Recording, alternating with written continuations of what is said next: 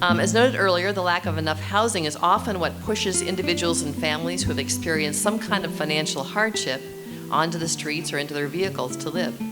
But there's also a lack of affordable and workforce housing for our teachers, nurses, first responders, young professionals, essential workers, senior citizens, and many others.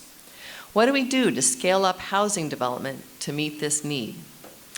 Here to address these questions is our panel moderator, Helmi Hisserich, Senior Principal with LaSalle Development Consultants and previously the Assistant General Manager with the LA City Housing and Community Investment Department.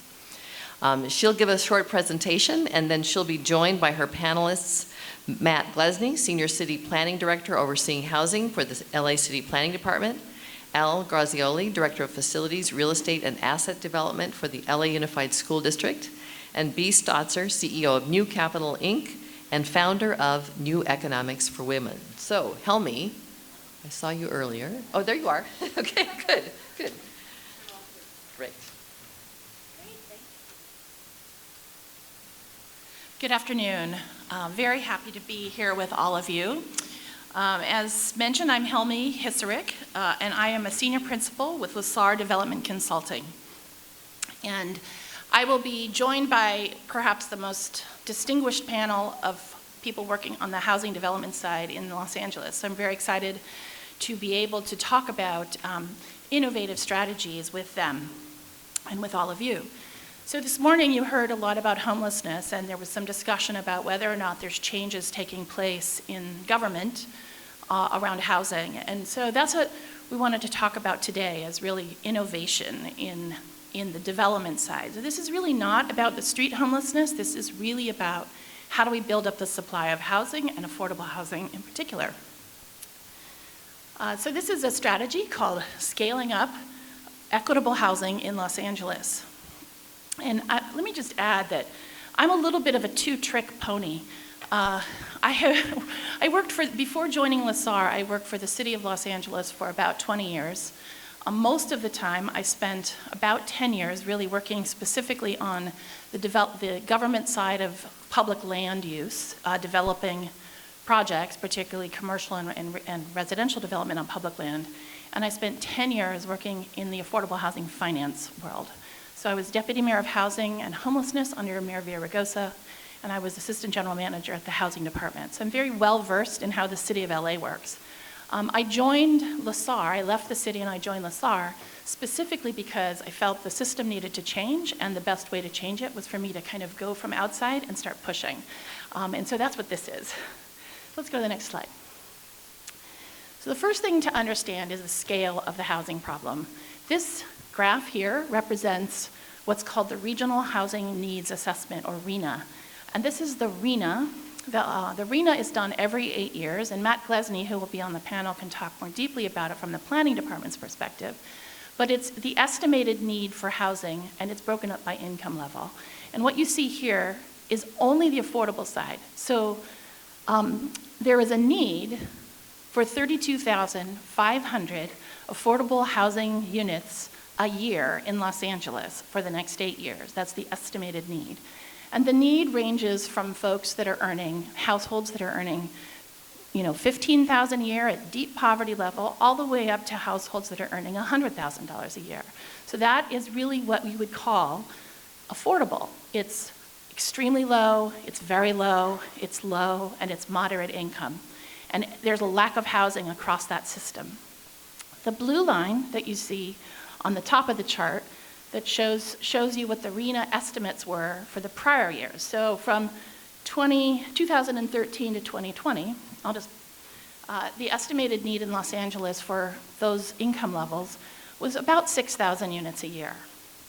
The new RHNA that just came out that estimates the need for housing between 2021 and 2029 is way up at the 32,500 number. So you can see the estimated need has dramatically increased.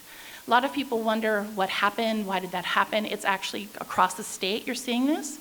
From my vantage point, it's the planners finally got it right. I never understood how we could say we needed 6,000 units when we knew there were 40,000 homeless people.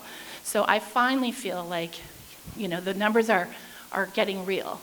The red line at the bottom is what we've actually been producing in those income levels in the city of Los Angeles for the same period. So what you can see is that we have not really gotten more than about 4,000 units a year in affordable housing. There will be a slight tick up in the current year because of the HHH coming online, but that's a one-time funding, and it's not going to hit anywhere close to the need.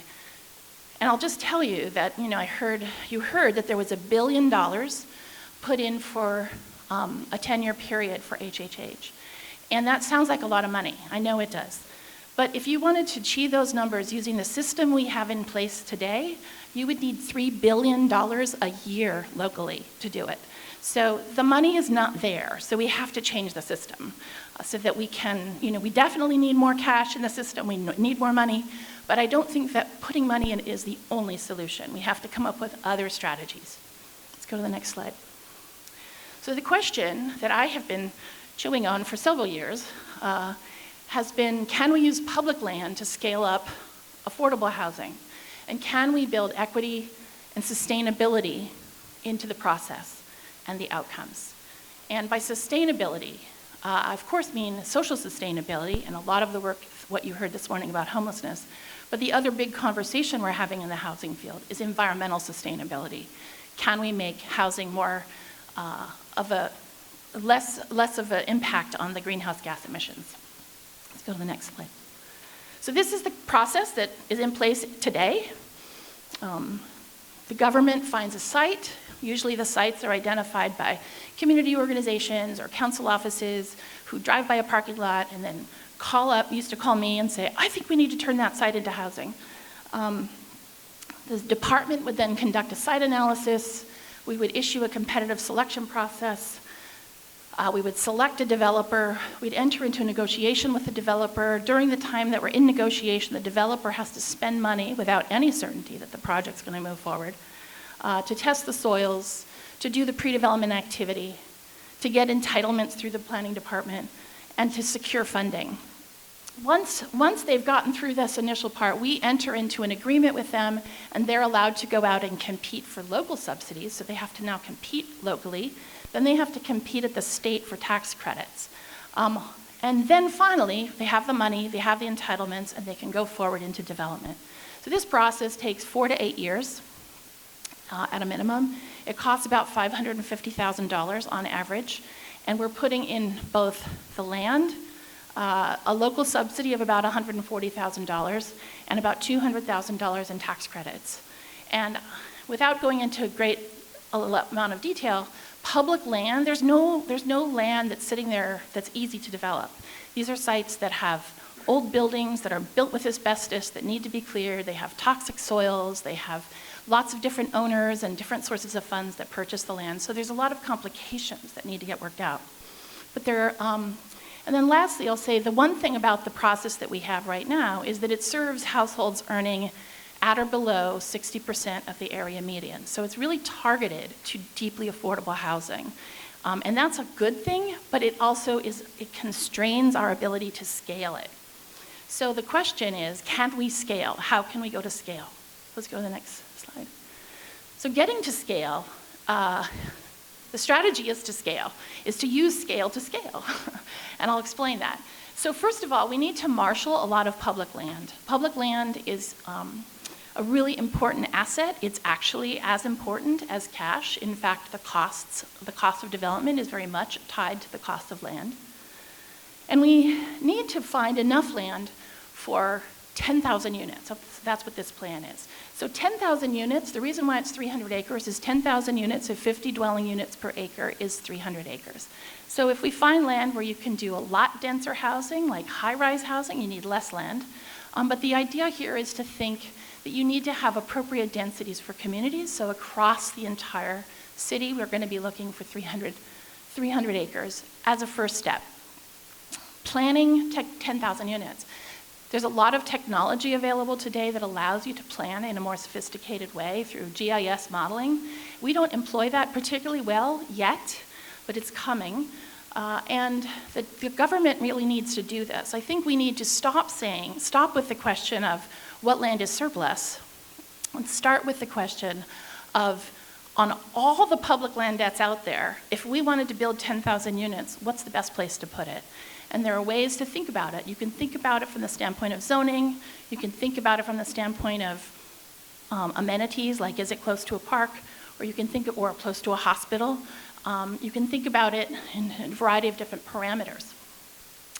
The next piece is to develop a scalable, replicable housing model, approve modular design, and to do it for mixed income communities rather than just entirely focusing on the extremely low income.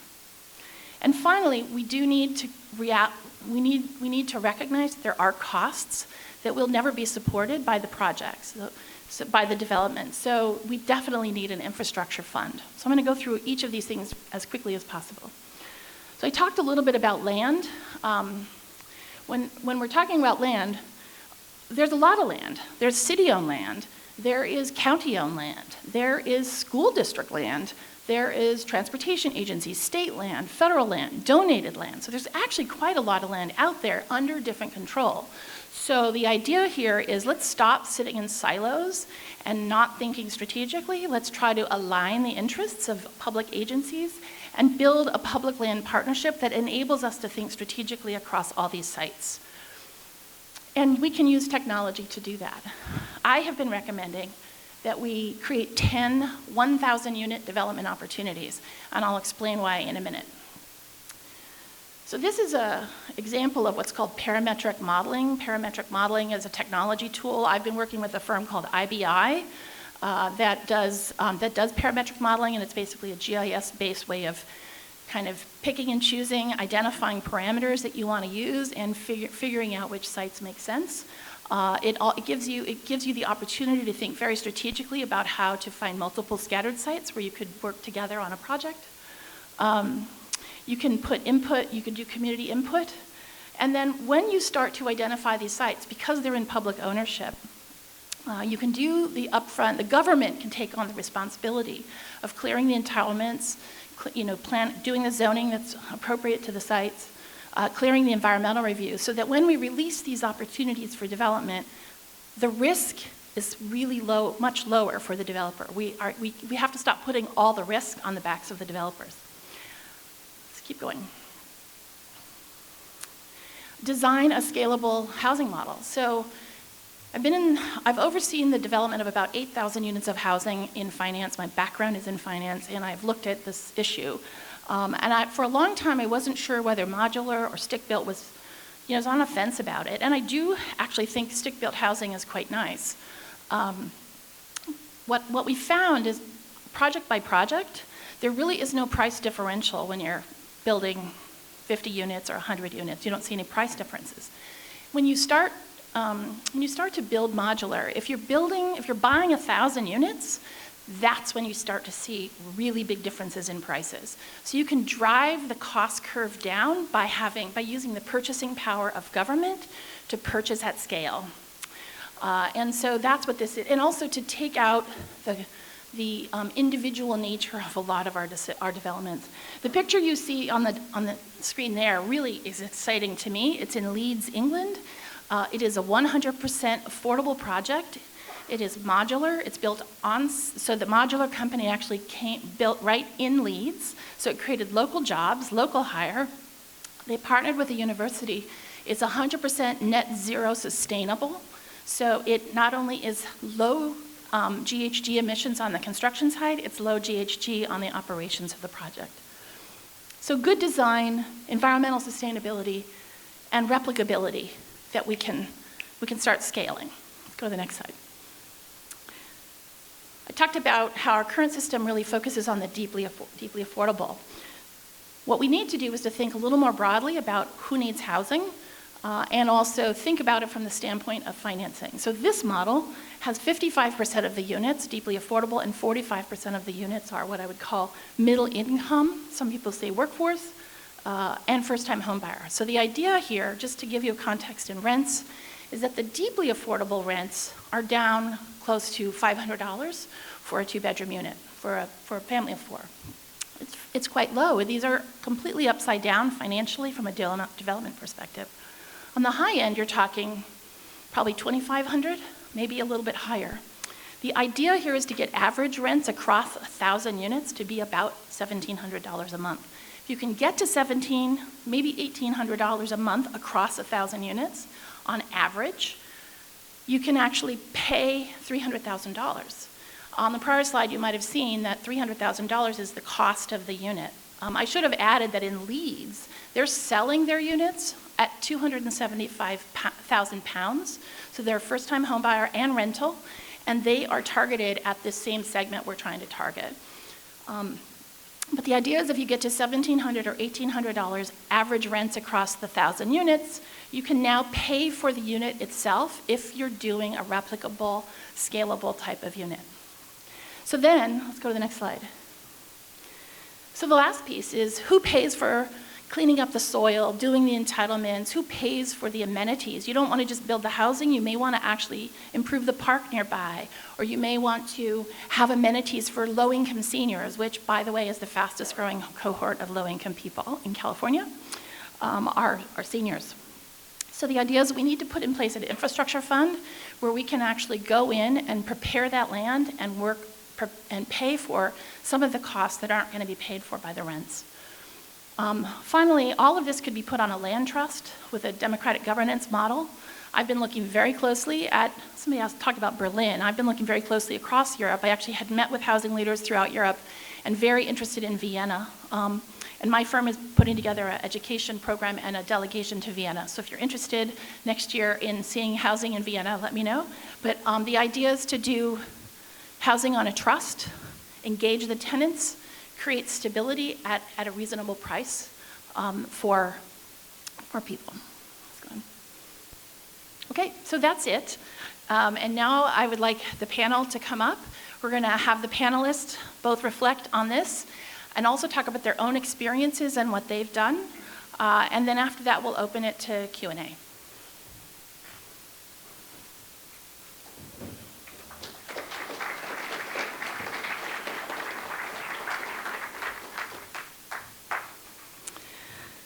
So welcome, everybody. I think what I'm going to do is start with Al Grazioli. Al is the Director of Facilities and Real Estate and Asset Development for Los Angeles Unified School District. And in that role, he is really the leading person in the state working on trying to use public land for affordable housing. And so, Al, if you would, I would like you to just both talk a little bit about, your own experience and what you're doing, and also does this strategy fit with the kind of work you're working on, and what do you think? Well, thank you, Helmi, and thank you everyone for coming today and allowing us to share our thoughts and ideas with you. I hope it's helpful. And before we get started, I'd just like to put my name on the list for the Vienna trip. I have my passport and I've been vaccinated, and I actually been to Vienna, so Oh, good. I'll go. Selfish self-promotion. Somebody else who appreciates that. So again, as Helmi said, I'm Al Grazioli. I'm head of real estate at LA Unified, and I can't claim having started the three workforce housing projects that we developed in the past, but I came upon them immediately thereafter and have managed them through to completion, and then I'm leading this effort that the district now has to develop as many as 2,000 units of housing that's more affordable for district employees over the next 5 years. For us, it's a very important initiative. To put it in context, the affordability index, if you use the 30% affordability index of your gross income, and if starting teachers make about $51,000 a year, you apply those numbers and it says that a starting teacher shouldn't be paying more than $1,200 a month for their apartment. They are priced out of 98% of the market in Los Angeles. We need to hire 1,100 new teachers every year for the next few years. So just in starting teachers alone, the math doesn't add up, right? It's just, there is no place for them to go. And so if we're going to have the ability to attract and retain very qualified teachers, if we're going to be able to give them the opportunity, hopefully, to live in the markets that they serve and stay closer to their communities as opposed to driving, in some cases today, 2.5 hours one way to get to work, and that was one way. That's 5 hours on the road every day, right? So in addition to the mental health and just strain on the individual and their families, that's a lot of pollution going into the air. So there's a lot of good reasons for us to create housing that allows our employees to live closer to where they work. We did, as I said, 3 projects initially, 185 units in those 3 projects. They were all earmarked for, we didn't do this intentionally, but the financing that the 3 developers used on these projects were all for the 30 to 60% AMI bracket. Of the 185 units that we built initially, district employees occupied 85% of those units, or a little over 155 units day one. We probably would have occupied them all, except we have 1 unit reserved for the manager and a few units reserved at each project for those with disabilities, and no district employees with disabilities applied. But I don't think you can tell the 157 families or so that we provided an opportunity to now live in a more affordable place that was anything other than a huge success. Fast forward to today, we now are hoping to be able to reignite that initiative and develop, like I said, as many as 2,000 more units. And the one reason why, one other thing that I just want to mention, and I'll turn it over to whomever, is we're not Tesla. We can't pick up our company and move it to Austin, Texas because home prices are lower, or gas is cheaper, or there's more affordability, or Austin might not be affordable anymore. But we just can't pick up the move. We're a school district. This is our home, and we have to stay here. So we don't have any choice but to try and figure out how to make things better. We just can't move. So we're looking forward to having the opportunity to put in place some options for our families and our students that have a desperate need for affordable housing. Great. Thank you, Al. On the discussion of Texas, I'll just add that I recently learned that Texas has been building about 3 houses to 1 over California since the 70s. So they have a lot more housing built than we do.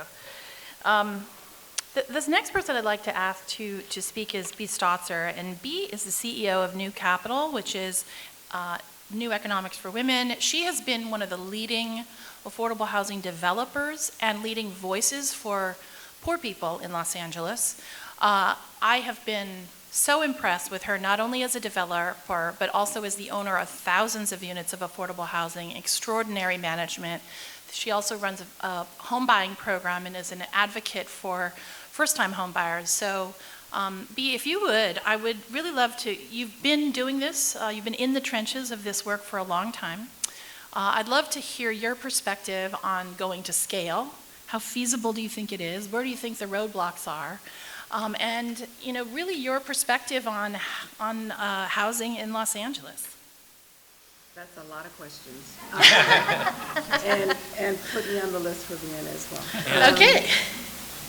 Thank you, everyone. My name is Bea Stotzer. As Helmi said, I'm one of the founders of New Economics for Women.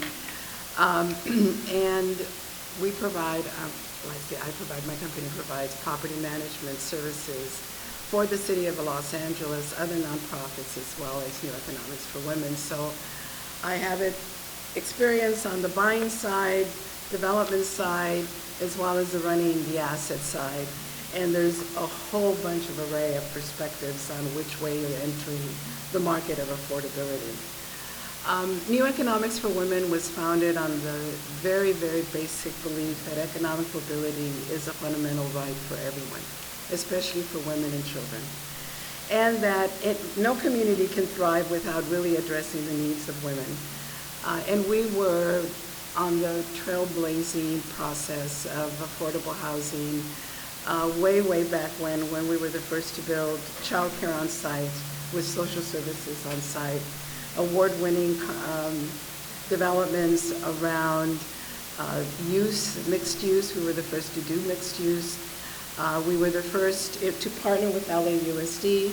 We started charter schools, one of which is in Canoga Park, award-winning, where we built the school, we designed the school, and despite the school district's wonderful bureaucratic process, they paid for it at the end.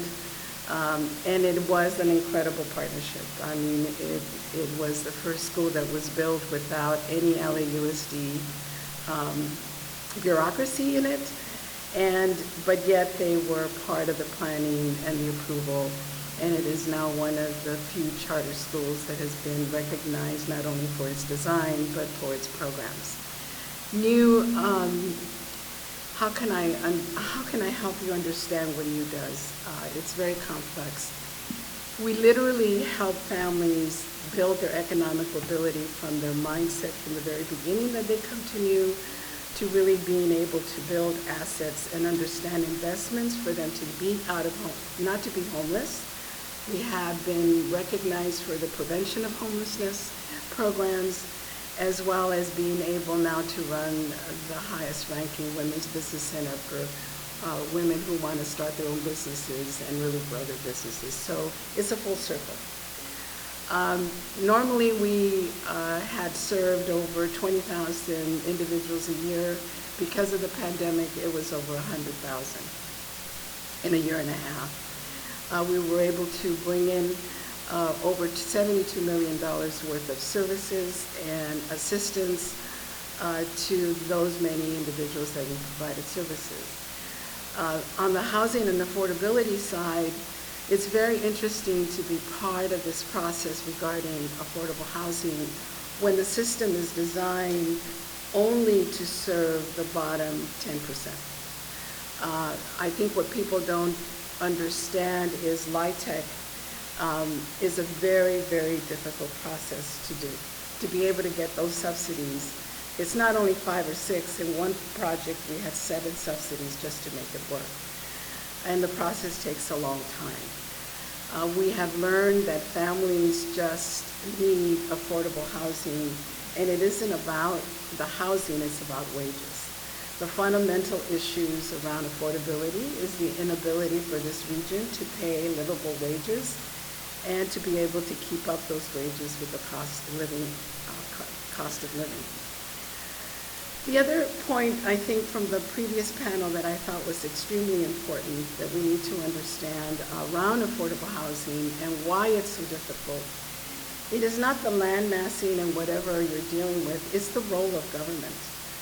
I think the role of government has changed a great deal in the history of NEW and what we've been able to do.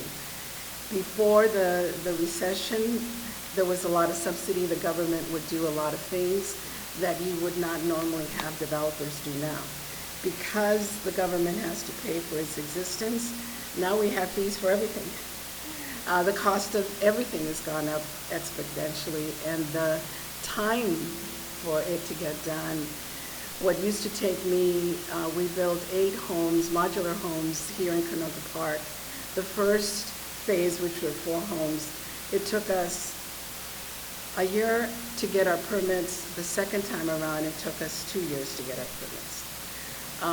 The average cost of the development of those homes, because they were HUD subsidized, it was over $700,000 a home because of the additional $100,000 and some of fees that we had to pay. And that was a difference of 2.5 years that it went up. So the role of government really has to be understood very differently and has to really play a critical role, so that I think, Helmi, with what you're proposing, I think it's absolutely essential because you need to disrupt the process in order to transform it.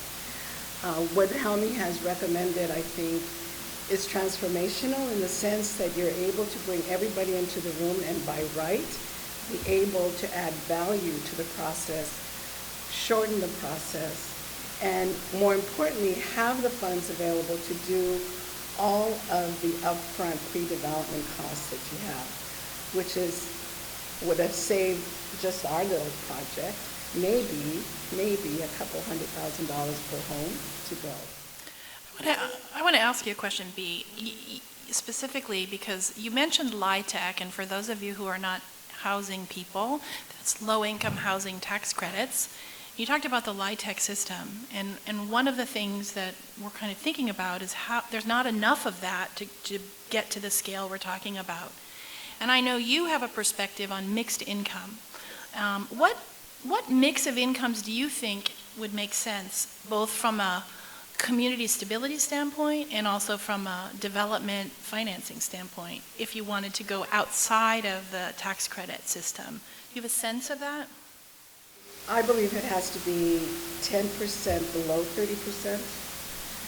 It should be at least 30% up to 80%, and the rest should be market. Yeah, and translated, that means 10% extremely low income? Extremely low income. Every developer should be developing 10% of their units to be extremely low income and be able to get subsidized from the other units and not have the regulatory issues. Okay, and then what was the other percentage? 20% of low income or more? 30 to 80? Yeah. Okay, so then you would have another, I'm sorry, that was another 20% or how much, what was the percentage? No, 30%. See, I'm confused. Yeah, it should be at least 20 to 30% of right in the middle, which is 30 to 80% of AMI, and the rest should be above, whatever that limit is. Usually the state usually says 150% of AMI, which is about $120,000 per family.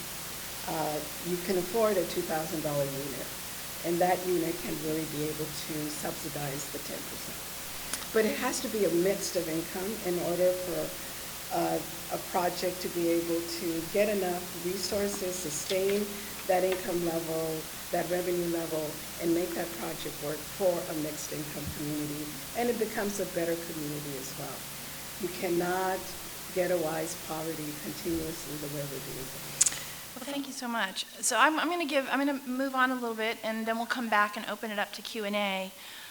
The next person I'm asking to speak is Matt Glesney, and Matt Glesney and I have worked together in the city of Los Angeles for a number of years. He is a senior planner, but he really is the person in the planning department who has been leading the change on housing, figuring out how do we deliver affordable housing, and in particular, how can the city push innovation.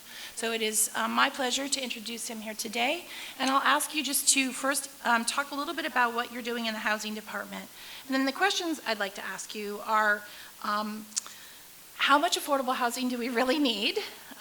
And what is the planning department, what can the planning department do for the 10,000 unit strategy? And then, anything else that you're working on, like the housing element that you want to share with us.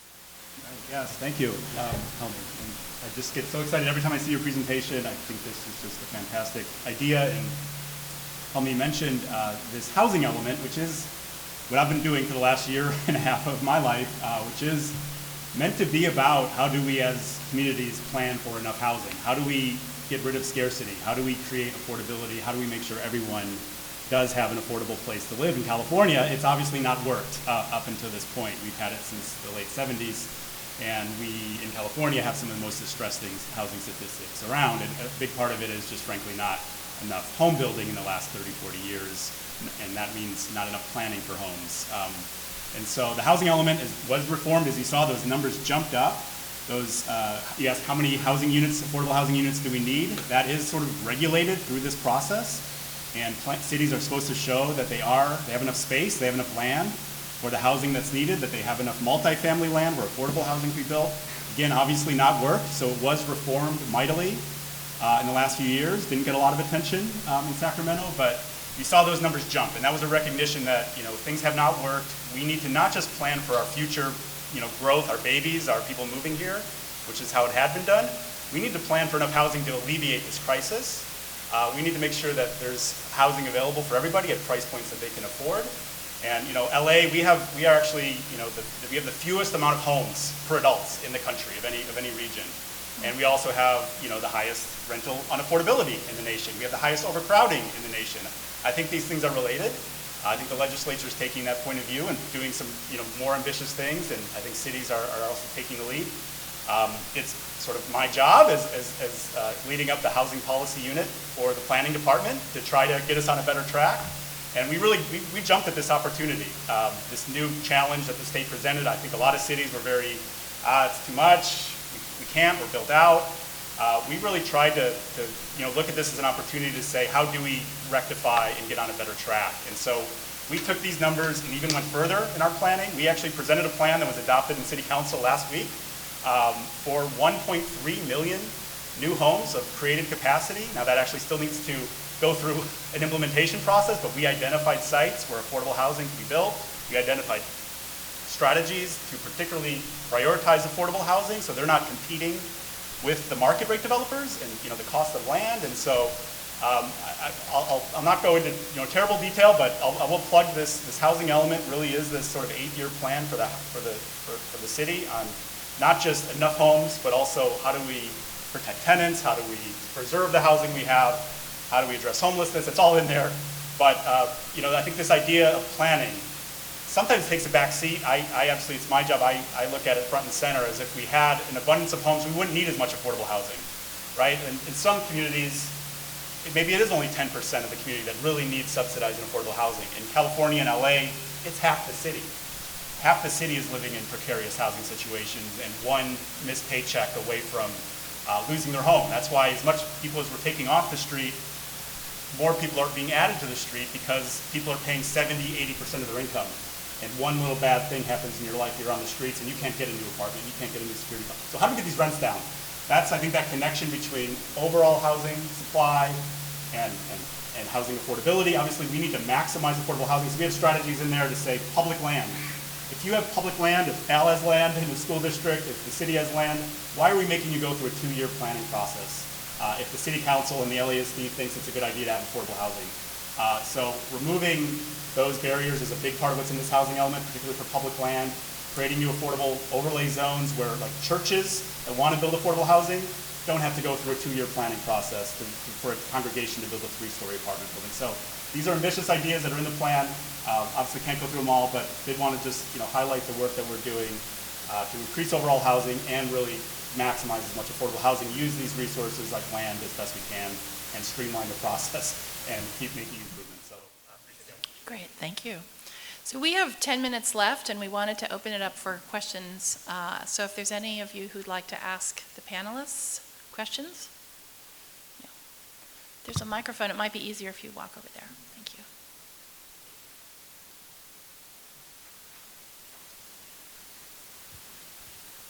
Can you hear me? Yes. I'm curious, certainly all of you could probably opine on this question, but particularly to the government agency representatives, do you have any thoughts about government purchasing land, particularly when markets tank, to purchase and develop large-scale affordable housing or any sort of housing? Reconcile, I mean, competing with in the midst of a pandemic or when markets tank, the government is struggling with incomes and revenues and is having to, lay people off or purchase early retirements or something. Curious about purchasing and land trusts. Thanks. Al, would you like to respond? Well, we're not purchasing any land, so we're not, we're basically repurposing some of our assets. And I think the question for us is, well, let me put it another way. There's kind of 3 legs to the affordability stool, right? There's low cost of land, low cost of financing, and low cost of construction. What we're able to do is really stabilize one of those legs, which is the low cost of land. Now, you can argue that a school district shouldn't be writing down its land to almost nothing in order to contribute that to a development for affordable housing. I get the argument. The board's idea, or the board's view would be that this is mission driven. It's not financially driven. And it doesn't mean that that has to be the only purpose for the property. It just means that we'd like to try and find a way to help out our most valuable asset, which is our employees. If teachers keep retiring at the pace they are, there won't be any teachers left if we can't find some place for them to live in the city. And I just referenced teachers. Those are the ones who make $51,000 or more. Imagine the affordability challenge for those who are making less than that. And we have a lot of people in that situation. So we're fortunate enough to have a lot of land. And so we don't mind allocating a certain amount of it to this very important initiative. But interestingly, what Bea was saying, we're also not saying that we have to take every piece of property that we might consider to do housing on and do it all affordable. It could be that the right combination is some combination of market rate and affordable. One of the things we're trying to determine is what's the depth and breadth of our affordability market. I have land in the valley, I have land in San Pedro, I have land in various places, but just because I have it, could I fill the maximum density I could build on that site with people from our district? If we can't, then I don't have to build all those units at at affordable. I can make a decision on what I want to do with the rest. And where B is going is, the problem is, somebody said earlier, there was 7 layers in their debt and equity stack just to try and get one project done. The fewer layers you can take out of that, the better off you are. And LIHTC is a very common funding mechanism, but it takes forever to get, and you have to apply for it, and only has certain cycles. So you're just extending the development cycle, right? It takes us 5 to 7 years to open the first door if we do something ground up. As was said, we need housing today. I really can't wait 7 years. If that's the only option I have, fine, but we're looking at other options to try and accelerate that pace. But the combination of market rate and affordable might put us in a position where we don't have to secure some of the funding sources that are harder to get and come with a lot more strings. Thank you. And let me give an example to your question. The less government is involved, the more efficient it will be. And the less government is involved in not the less government is involved not only in the sense of controlling the process, it's what delays the process. And there are very good examples of very innovative programs in the past that government has done. The neighborhood stabilization, what was it? Program. Yeah, NSP. NSP that HUD did when the recession came, when the foreclosure crisis came, was a line of credit, and we were one of the ones in Los Angeles that were recipients of that program. We leveraged our $25 million line of credit to over $48 million worth of investment. And we're recycling that money in order for it to be used for other affordable housing units. So there are programs that are very innovative, but as long as it comes with the ability to acquire land when it's available, it would greatly help the affordability process. The less government is involved, I think the more efficient it becomes, and the less cost to those units would really, really be beneficial to everybody. Yeah, I'll add, the city and county of San Diego are taking a very hard look at the scaling strategy, and the county's put $20 million into land acquisition near transit. So I know San Diego is looking at land assembly. I believe Metro is too. I think they've talked about land assembly. So I think you're seeing public agencies start to look for funds to acquire land that could be used for housing. And to do it outside of the tax credit system would be really, probably make it move a lot faster. Yes. I think it would be helpful if you went to the microphone so that this is being recorded. Thank you. I always wanted to be first. The question I have is, what is the greatest roadblock from a government perspective that either one of the panelists could answer, has an answer to that question? The greatest roadblock to developing housing? Yes. Okay. So who wants to take that one on? I'll go for it. We have a whole chapter on it in the housing element. Chapter 2, it's called Constraints, and it's about 100 pages long. There's a lot of constraints. Look, I think on affordable housing, there's a lot of pressure for it to be the perfect project, and so everybody wants their hands in it. There's financing issues there, but that's just something I've found is just they're held to a higher standard, really. It has to have beautiful parks, it has to have the best architecture, and so that adds a lot. And then just, I think, I'm a planner, we create these rules that make people come through the process. We think there's good reasons for those. We want, again, more open space. We want the right parking spaces. We want it to look beautiful. We create these rules. They're good. They all also take way too much time and give opportunities for people that really want to block projects. They can block projects. I'll say the word CEQA.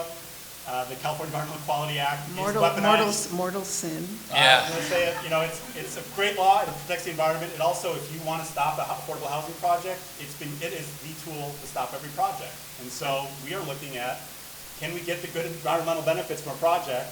It's located right near a train, it has parks, it's sustainable build, but do we need to give this weapon to people to essentially stop a project, to delay it out? I mean, these things are what leads to all the appeals, this is what leads to the lawsuits. How do you block a project? You use this law. So that law is actually a choice. We don't have to make every project go through that law. We can make things by right with a set of certain standards that we all come together as a community. We want buildings to look good, we want certain things. We can create those list of things and then they can execute. And we don't need to kind of go through that 2-year-long process that allows anybody who wants to delay stop a project and add much more cost. So holding on to land for 2-3 years while you're waiting for this, that adds that $4 million to the cost. So I think we're all speaking. I would answer that. Well, hold on one second. We have 1 minute left, so I'm going to give you 30 seconds, and I'm going to give Al 30 seconds to talk about the biggest roadblocks to development. Is intellectual capacity. When you're looking at expertise in the city government to be able to understand how real estate works, when you have just one person that's available that has the knowledge and ability because everybody's retired, you don't have the expertise in the system to resolve the problems quickly. For me right now, the greatest impediment is expertise and somebody who can give you an answer and a decision right away. Well, I feel a little bit like Burgess Meredith in the movie Rocky, where he kept going, speed. Speed is what we need, But speed kills all deals in real estate, right? Time kills all deals in real estate, and speed is what we need. And speed, though, relates to a whole host of issues. It relates to how long it takes to go through the approval process. It takes into account how many different community meetings and public meetings you have to have as a result of CEQA. Takes into account, how long it takes to get permitting and financing, particularly if that financing is only available a couple times a year. So time kills all deals, and speed is what we need.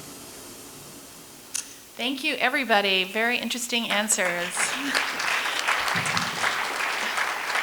So, thank you so much for allowing us to be here today. We really appreciate your attention and look forward to seeing you again in the future.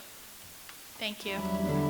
Oh, thank you. Thank you so much, Helmi and Matt and Bea and Al. It's been really fun planning this. I've learned so much in the process just as I've gotten acquainted with some of these folks. So great to have you all here, and thank you for the good information you've shared.